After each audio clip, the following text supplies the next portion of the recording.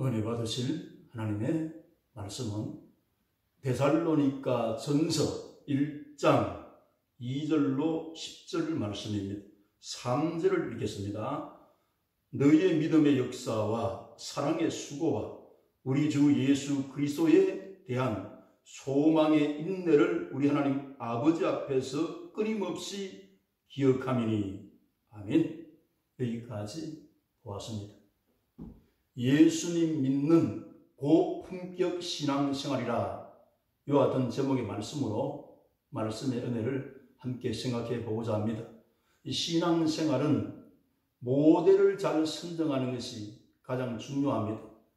대학가 교인들의 믿음 신앙은 예수 그리스도를 모델로 삼고 그 중요한 세 가지 믿음, 소망, 사랑의 신앙생활을 가지고 신앙생활을 했기 때문에 아가야 전역과, 아가야는 바울 당시에 고린도 지역을 말합니다. 고린도 도시가 가장 큰 아가야 지역의 도시였고 인구가 70만 정도 되는 상업의 도시로서 아프로디테라고 하는 사람 여신을 섬기고 있었기 때문에 이 우상을 버리고 돌아온 대학가 교인들의 그 신앙생활을 본받아서 이들도 우상을 버리고 하나님 앞에서 올바른 신앙생활을 하게 되었다는 것을 본문을 통해서 볼 수가 있습니다. 또 고린도 지역은 아가야의 큰 도시지만 마게도냐 지역이 가장 큰 도시는 데살로니가의 교회입니다. 이 데살로니가의 교회는 그리스에 있는 교회인데 여기에 바울이 3주 동안 복음을 전했습니다.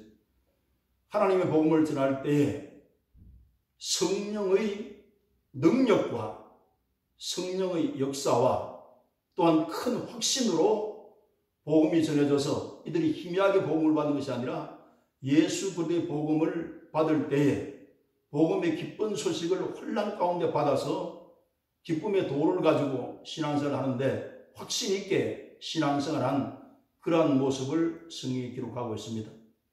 그래서 하나님 앞에 감사하기는 바울과 실로아노와 디모데는 예수님의 성품을 본받아서 복음을 전할 때 그리스도 인격으로서 이 지역에 와서 복음을 최선을 다해서 전했고 또 이 복음을 받은 성도들이 옥토에 떨어진 마음밭에 복음의 씨앗이 떨어진 그러한 열매를 가져올 수 있는 귀한 사람들로서 복음의 좋은 열매를 맺었음을 성경이 말씀하고 있습니다.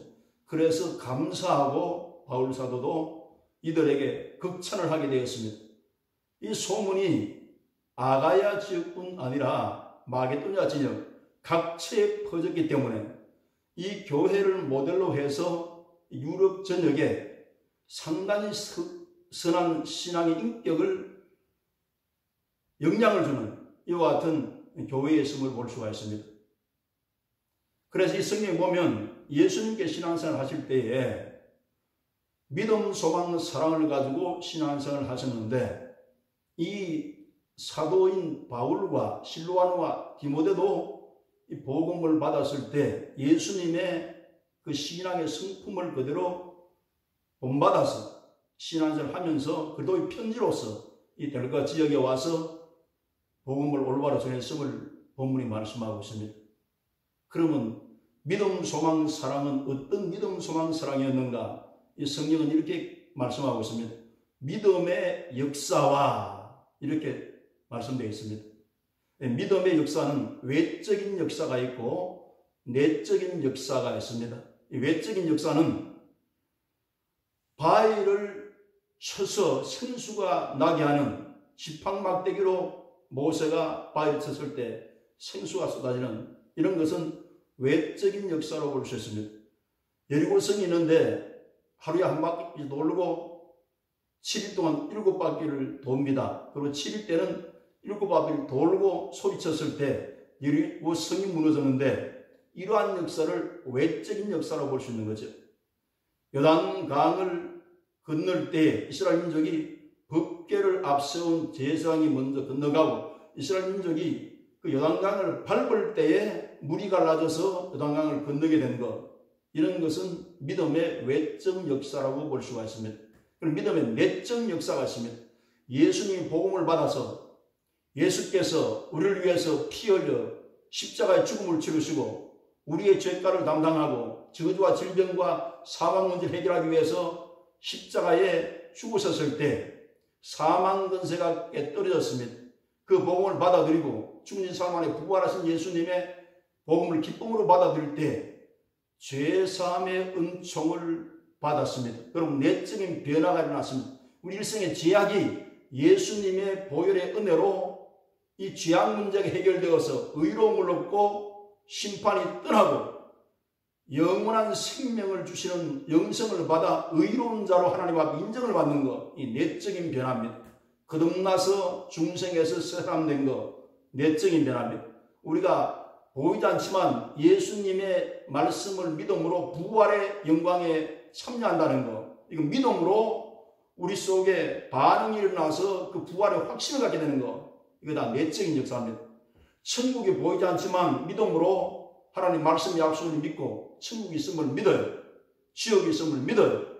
이런 변화가 내면에서 일어나는데 이 변화가 굉장히 큰 변화입니다. 이 변화를 우리가 귀중히 여기는 이러한 믿음의 역사가 오늘 본문에 보면 외적인 역사보다도 베로가 교회는 내적인 변화의 역사가 있었음을 성령을 통해서 깨달을 수가 있습니다. 그래서 우리 예수님을 믿으면서 10년, 20년 다니는데 저는 체험이 없어요. 이런 분들도 혹간 만나게 되어지는데 이런 분들에게 한 번 더 말씀을 드리는 겁니다. 우리가 가장 중요하고 귀한 이 변화와 체험을 큰 체험을 여기지 않기 때문에 체험이 없는 거예요. 다시 말씀드리면 이런 겁니다.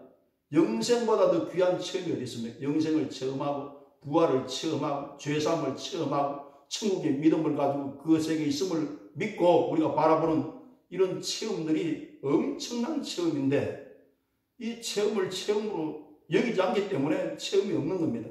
말씀을 듣는 분들이 모두가 이 체험으로, 내적인 체험으로 가득하게 되시기를 주는 축원합니다. 하나님께서 우리 마음속에 이렇게 내적인 변화를 주십니다. 이게 내적인 믿음의 역사입니다. 그 다음에 베로가 교회는 사랑의 수고가 있었어요. 사랑하면 수고로움이 따릅니다. 부모가 자식을 사랑할 때 수고로움이 따르는 것처럼 스승이 제자를 사랑할 때 배움을 줄 때 가르치는 것도 수고로움이 따릅니다. 수고로움이 따르는 것이 이것이 진정한 예수님 믿는 고품격 신앙으로 가는 길이라는 것을 이 성경을 통해서 우리가 이해할 수가 있습니다. 우리 목사님들도 다 사랑의 수고를 하고 계신 분들입니다. 한 설교를 주일날 설교할 때 보통 그 목사님들이 이렇게 말씀을 하십니다. 노동자들이 한 8시간 수고하는 수고가 한 편 설교에 그렇게 정렬을 쏟게 된다 그 말씀하시는데 공감이 되는 말씀이죠. 금방 입을 열어서 금방 설교가 술술 나오는 것이 아니잖아요. 그 본문을 선택하고 또 거기에 서로 모르는 결론을 짜고 그 다음에 거기에 기도의 역사를 통해서 기도를 준비를 하고 말씀이 또 오류 없이 전파될 수 있도록 하나하나 그 신경 써가면서 그 말씀을 정리합니다. 그리고 주일날에 복음을 전파하는 이 한 편의 설교도 수고로움이 따릅니다. 왜냐하면 양떼를 사랑하기 때문에 그 설교 속에 사랑을 쏟는 거예요. 모든 일이 수고로움을 따릅니다. 이 수고로움이 예수님은 십자가 위에서 피를 쏟고 6시간 동안 견딜 때 얼마나 큰 수고로움이 있습니까? 우리 십자가를 바라보면 거기에서 우리는 예수님의 성품, 사랑의 성품, 인내의 성품, 그 다음에 희생의 성품, 봉사의 열매를 십자가상에서 바라볼 때 이 인격을 그대로 빼서 닮은 사람들이 바울과 실라와 디모데였습니다.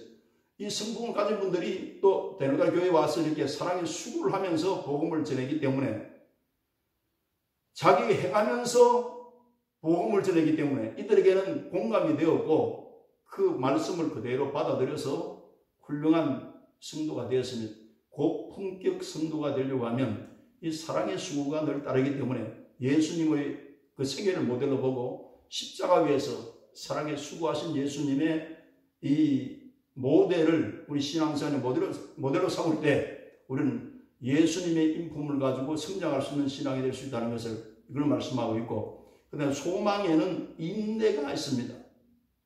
막연한 소망 아니라 소망 속에 인내를 가지고 소망하는 겁니다. 인내가 진실을 증거하는 것입니다.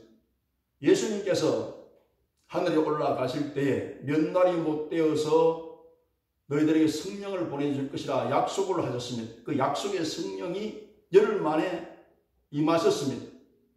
하루 이틀 하는 것이 아니라 이게 열흘 동안 저녁 기도에 힘쓸 때에 그 인내 가운데 성령의 충만함도 받게 되었습니다. 이와 같이 성령의 충만함을 받는 것도 인내가 필요하고 부르짖어야 하듯이 모든 신앙의 결실을 여기에서 인내를 본받은 예수님의 인격을 본받은 그 신앙자들이 되었을 때 고품격 성도가 될 수 있다는 것을 여기에서 가르쳐주고 계십니다. 여리고 성도 보세요. 하루에 한 바퀴 돌고 이스라엘 지나와서 쉬라 그랬잖아요. 순종을 그대로 했습니다. 그 다음날 또 갔습니다. 한 바퀴 돌고 쉬고 7일 되는 날은 하나님 명령대로 7일 동안 7일째는 7바퀴를 돌고 외쳐라. 그렇기 때문에 외쳤을 때 여리고성이 순식간에 무너져 내리지 않습니까? 이것은 인내를 가지고 결실한 열매에 대해서 믿음의 역사 가운데서 소망을 가지려면 반드시 인내가 따르는 것을 말씀하고 있습니다. 나아만 장군이 엘리사 앞에 와서 그 한센병을 고치기 위해서 타국에서 왔는데 엘리사를 이렇게 명했습니다. 요단강에 가서 7번 씻으라 그랬잖아요. 그럼 6번까지 물에 들어가도 아무 효험이 없는데 7번 들어갔을 때에 어린 나이의 살과 같이 회복되어서 아주 건강한 몸으로 그 물속에서 나오게 되어집니다. 이것도 한 번, 두 번 해보고 안 되면 포기하는 이것은 진실한 인내의 열매를 맺지 못합니다. 또 믿었다는 것이 진실하게 증명되려면 인내해야 되는 것이죠. 인내에 결실의 열매가 있다는 것을 이 본문을 통해서 말씀하고 있습니다. 아브라함도 이삭을 모리아 땅 내가 지시한 곳에 바쳐냈을 때 새벽 일찍이 일어나서 사환과 함께 이삭이 장작을 치고 3일길을 갑니다.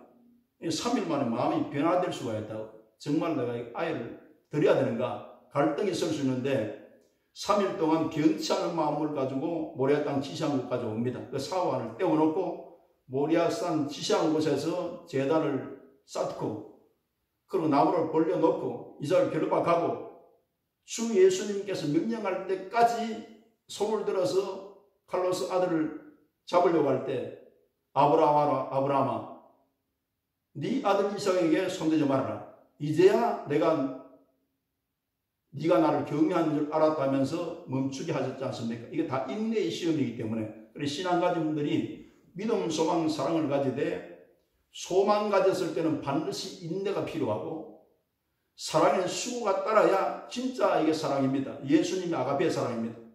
그리고 믿음에는 역사가 나야지 산믿음이지 그렇지 않으면 산믿음이 아니라는 거예요. 이 본문 말씀에는 우리가 좋은 신앙생활을 할 수 있는 그 모델을 제시하고 있습니다. 이들은 예수님 믿고 우상을 버렸습니다. 우상을 버리기가 쉬운 것이 아니잖아요. 여기 성경에 보면 살아계신 하나님을 섬겼다 했는데 그들은 우상을 섬기고 환난 가운데 복음의 기쁨을 받아서 돌아왔기 때문에 이 우상을 버린 것은 버릴 걸 버리고 끊을 걸 끊고 청산할 걸 청산하고 돌아설 걸 돌아서는 이런 일이 확실했다고 말입니다. 그래서 하늘나라를 바라보고 나간 사람들은 초대교회부터 지금까지 재림신앙을 가졌습니다.